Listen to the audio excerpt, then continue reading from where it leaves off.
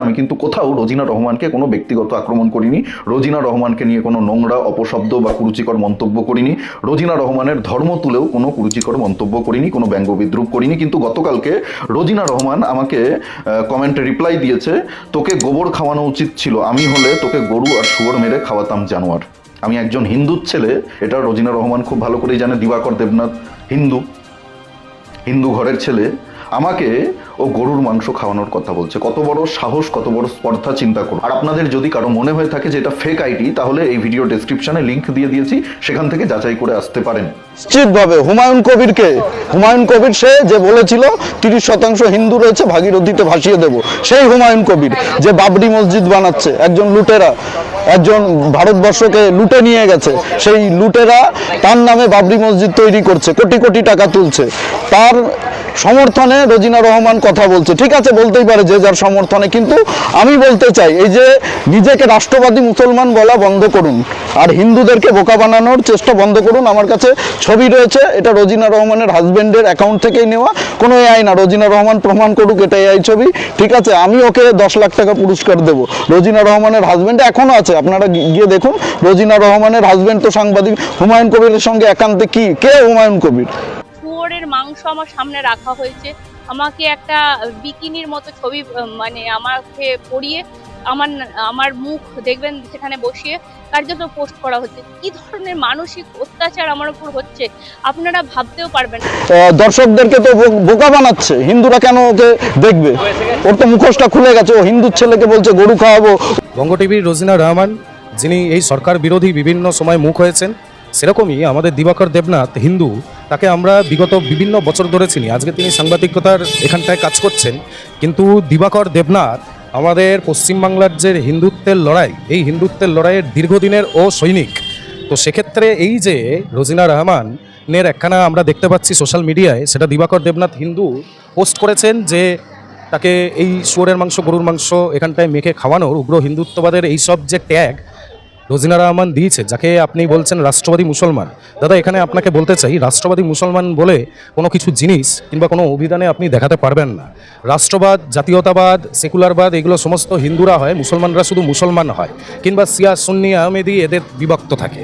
রাষ্ট্রবাদী মুসলমান যারা বলছে তারা পলিটিক্যাল ডিভিডেন্ড পাওয়ার জন্য বলছে, কিন্তু তাদেরকেও বুঝতে হবে যে আজকে ভারতবর্ষের কোনো মুসলমান একটিও ভোট কোনো অংশে এখানটায় ভারতীয় জনতা পার্টিকে দেন।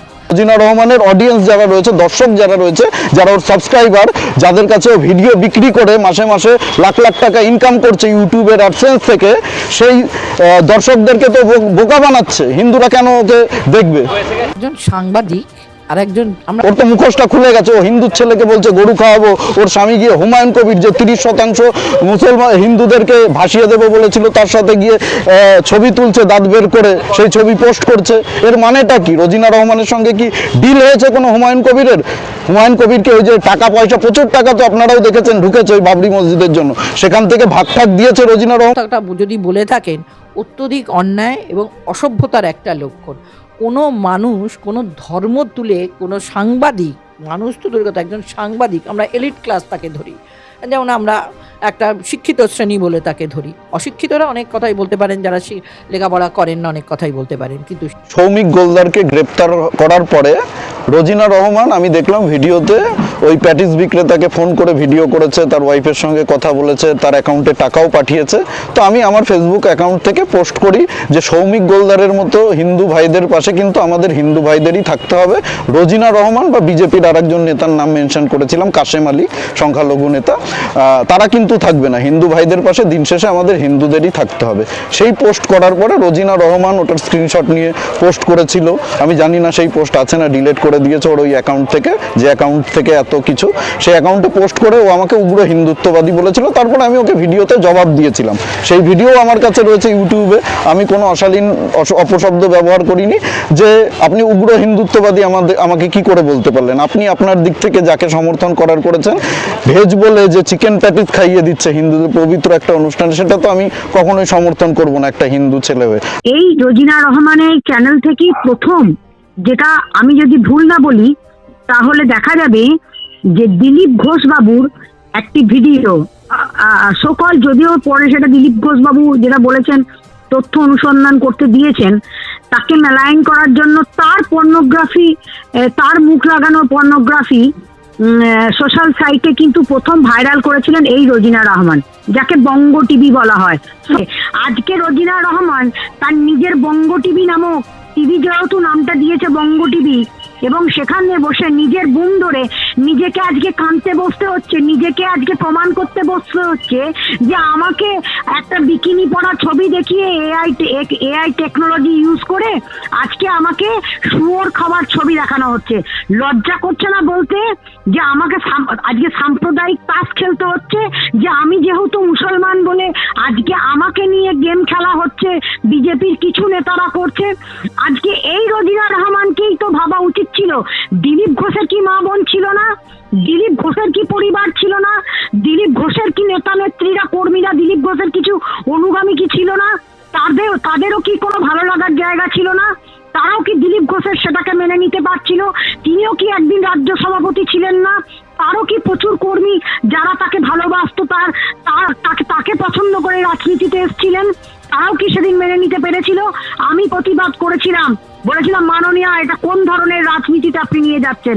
আবার এটাও প্রতিবাদ করেছি যেদিন কৌস্তব বাগচি নোংরা থেকে নোংরা শব্দ চয়ন নিয়ে মমতা ব্যানার্জিকে আক্রমণ করেছিলেন, ব্যক্তি আক্রমণ করেছিলেন, এই নোংরা রাজনীতি সেদিনও প্রতিবাদ করেছি। যেদিন সুচিত্রা বলে ভাইরাল একটি মেয়েকে দিয়ে নোংরা থেকে নোংরা শব্দ চয়ন করিয়ে মমতা ব্যানার্জিকে ব্যক্তিগত কেচ্ছা কেলেঙ্কারি নিয়ে আক্রমণ করাবার চেষ্টা হয়েছে, এই নোংরা কেচ্ছা কেলেঙ্কারি যারা করছেন তাদেরকে এর শিকার হতে হবে।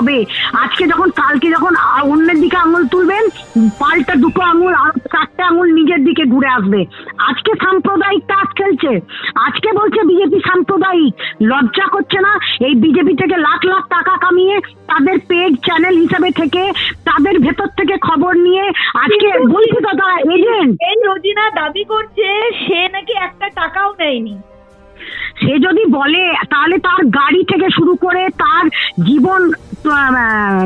জীবনযাপন এবং তার অ্যাকাউন্ট তথ্য আজকে সমস্ত কিছু প্রমাণ করে দিচ্ছে। প্যাটিসওয়ালার অ্যাকাউন্টে কত অ্যাকাউন্টে টাকা এসছে, কোন অ্যাকাউন্টে কত টাকা যাচ্ছে, এবং তার যে ব্যক্তিগত দৈনন্দিন জীবনযাপন কোথা থেকে কোথায় পরিবর্তন হয়েছে, এবং কে কে কেস লড়েছে, এবং তিনি কোন কোন নেতার থেকে কোন কোন টাকা নিয়েছেন তার তথ্য অনেকের কাছে অনেক তথ্য আসছে। ধীরে ধীরে সেগুলো প্রকাশ পাবে, এখন নয়, ধীরে ধীরে প্রকাশ পাবে। এখন কোনো কথা বলবো না, কিন্তু পরবর্তী দিনে এটাও আসবে সামনে।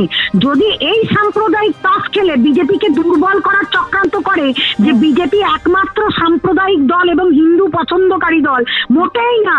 বিজেপি সর্বধর্ম মিলিত সম্মিলিত এমন একটি দল, যে দলের রাষ্ট্রবাদী কথাটাই সর্বশেষ কথা, এবং এখানে রাষ্ট্রবাদ এবং জাতীয়তাবাদ নিয়েই চলা মানসিকতা লোকজনেদেরকেই এগিয়ে দেওয়া হয়। হাজবেন্ডের একটি ছবি, সেটাও ভাইরাল, যেটা হুমায়ুন কবিরের সাথে একই ফ্রেমে পাশাপাশি বসে একটি ছবি, যেটা নিয়ে বিতর্ক উঠেছে। কি বলবে এই বিষয়টা নিয়ে? প্রথম কথা, আমি যে প্র্যাকটিস কাণ্ড যেটা হয়েছিল তোমার ব্রিগেড প্যারেড গ্রাউন্ডে, সেটা নিয়ে তো উত্তাল হয়েছিল, দুভাগে ভাগ হয়ে গেছিল। এবার যে টাকাটা পাঠিয়েছে ওর একটি প্রাইভেট ব্যাংক থেকে দক্ষিণ কলকাতায় যার ব্রাঞ্চ, অ্যাকাউন্ট নাম্বার ডিটেলস আমার সাথে চ্যালেঞ্জ করতে বলে, তাহলে খাপ খুলে দেবো। এটা তো আমি একটা ট্রানজাকশন দেখেছি, প্যাটিসওয়ালাকে পাঠাতে পারে মানবিক দিক থেকে, কিন্তু মানবিক দিক থেকে পাঠাইনি। ওর এটার পিছনে গভীর ষড়যন্ত্র আছে, গভীর লক্ষ্য আছে। ও উচ্চাভিলাষী, ও আজকের যেটা করে ভাববে সেটার ইম্প্যাক্ট আজ থেকে 5 মাস পরে পড়বে, এবং টোটালটাই নিজের জন্য করে। ঠিক আছে, এবারে ও মানবিকতার খাতিরে পাঠিয়েছে, কিন্তু লুকিয়ে লুকিয়ে পাঠালো কেন? ওর হিম্মত নেই প্যাটিসওয়ালার একটা ইন্টারভিউ করার? সেটা তো নেই। তার মানে কি ও যাদের হয়ে খবর করে তাদের কোপে পড়বে? সেটা তো হবে না। আমি ফাঁস করে দিয়েছি, কল রেকর্ডও ফাঁস করে দিয়েছি। ওর 17 থেকে 20খানা কল রেকর্ড আমার কাছে আছে। এটা যদি ছাড়ি না, ওর বঙ্গ টিভির রঙ্গ এক্ষুনি শেষ হয়ে যাবে এই মুহূর্তে। ঠিক আছে, কিন্তু আমি ছাড়বো না, সবকিছু সবসময় ছাড়তে নেই। এবার আমি একটা কথা বলি, আমি তোমার প্রশ্নের উত্তরটা দেবো হুমায়ুন কবির নিয়ে। একটা ভাইটাল বলবো, বলতে পারো তোমার চ্যানেলে ব্রেকিং, ওটা আমি এখনো আমার চ্যানেলে করিনি, এখন দায়িত্ব নিয়ে বলছি। তার আগে আমি একটা জাস্ট টাচ করে যাই। ও মহিলা ভিকটিম কার্ড প্রত্যেক 3 মাস অন্তর অন্তর খেলে, যখন ভিউ কমে যায়। যারা সোশ্যাল মিডিয়াটা বোঝে তারা জানে যে 1 মিলিয়ন সাবস্ক্রাইবার থাকলেই, বা 8 লাখ সাবস্ক্রাইবার থাকলেই, বা 9 লাখ সাবস্ক্রাইবার থাকলেই তার ভিউ যে হবে সেটা না। ওর ভিডিওগুলো দেখো এখন 4000, 5000, 10,000 এরকম ভিউ হচ্ছে, কারণ ওকে অলরেডি বিজেপি বয়কট করা শুরু করেছে। এবং ও যে রাষ্ট্রবাদী না, বেসিক্যালি মৌলবাদী, হ্যাঁ সেটা সেটা বুঝে প্রমাণিত, সেটা ইতিমধ্যেই প্রমাণিত। সেটা বুঝে গেছে। এবার যাকে রাজ্যের যে বিরোধী দলনেতা, একজন দলবদলু নেতা, সে ওকে বারবার রাষ্ট্রবাদী বানিয়েছিল, এবার বিজেপি সেই নেতার কাছ থেকে জবাবটা নিয়ে নিচ্ছে। তাকে তকমা দিল রাষ্ট্রবাদী বলে, তারও বিরুদ্ধে গেছে। কারণ এই যে শ্রমিক গোলদার, যাকে শুভেন্দু অধিকারী মালা পরিয়ে বরণ করলো, তার এগেনস্টে গিয়ে সে এই রোজিনাই কিন্তু দাঁড়ালো। তাহলে ও হিসাব করে কারুরই নয়, ও হিসাব করে কিন্তু শুভেন্দু অধিকারীরও বিপক্ষে গেল। রোজিনা রহমান যেটি বলেছে সেটা তীব্র ধিক্কার জানাচ্ছি, যে দিবাকর দেবনাথ একজন হিন্দু ছেলে এবং হিন্দু রাষ্ট্রবাদী এবং সনাতনী ছেলে, যে দীর্ঘদিন ধরে লড়াই করেছে এবং জেলেও গেছে। এই লড়াই করার জন্য তাকে বিজেপির তরফ থেকে আমরা বহুবার দেখেছি প্রতিবাদ করতে, প্রতিবাদে সামিল হতে এবং হিন্দু ভাইদের পাশে লড়াই করতে দেখেছি।